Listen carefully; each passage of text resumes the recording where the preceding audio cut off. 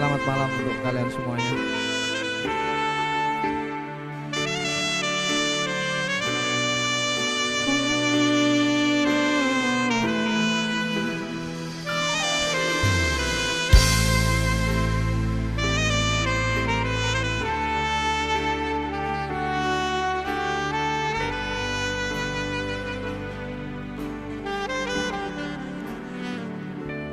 Sugeng dalu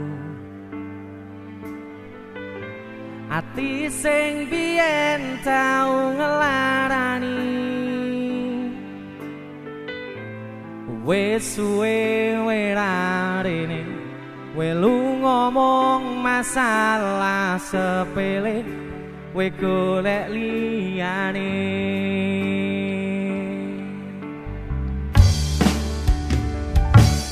Tambah loro yakin wis teko nambahi sengsara ngerusak tatanan ati sing wis pengen lali karo gedhe dhuwure balunganmu.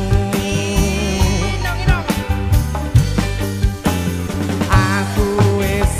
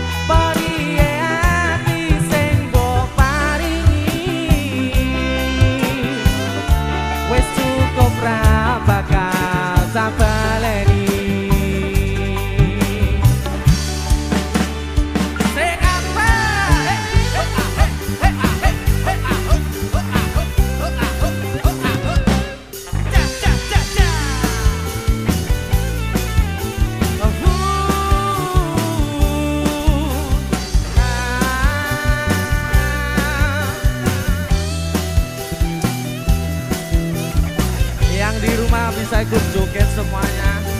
Video ini aja nanti upload di Instagram saya tuh. Kita seru-seruan bareng di sini. Aku wis ora gagas kata luka. Wis cukup wingi ra pengen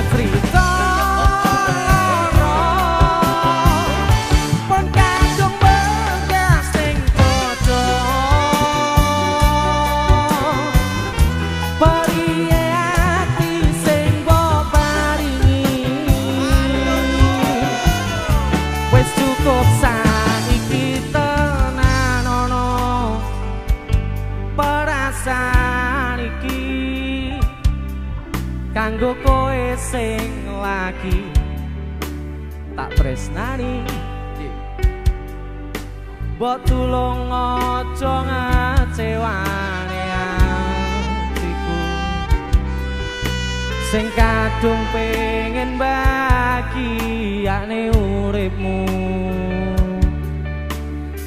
Titipan Gusti ikhlasno atimu pasrah ning aku ora bakal talarani tekane matiku.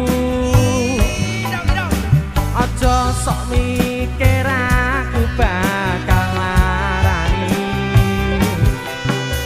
mergo ku yakin wis titipane Gusti sing tak kangeni.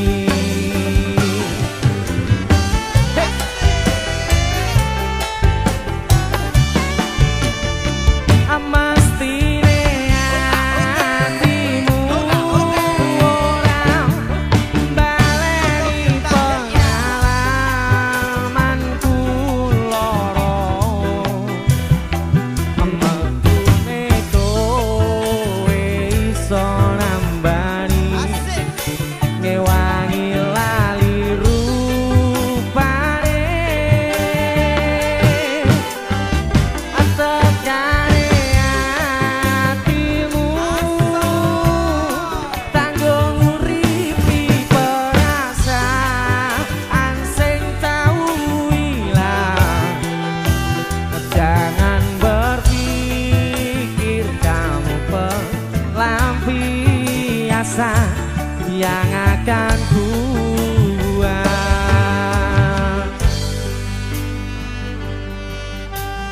buat sabar bos.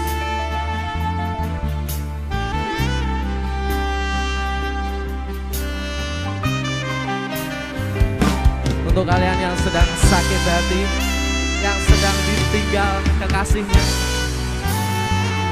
tetap bersabar walaupun sekarang tanpa tresna. Biyen seneng bareng karo kowe,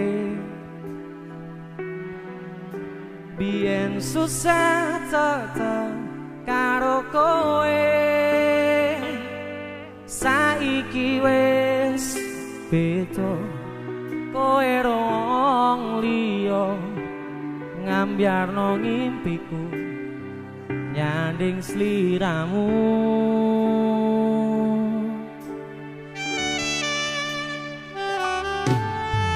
Apa kudu pasrah kahanane, kudu nrimo karo putusane, satenane ati iki ora nyawang sliramu nyanding wong liya. Segampang kuwi caramu ngapusi rasa atimu. Saiki aku dhewe sepi tanpa tresnamu.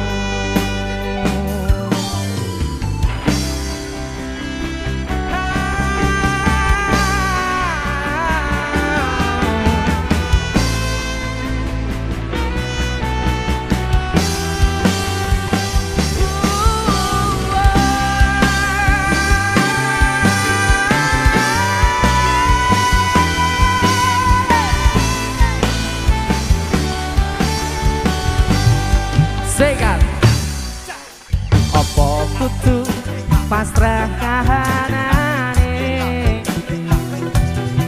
kudu nrimo karo putusane, satenane ati iki ora lilo yen nyawang sliramu nyanding wong liya.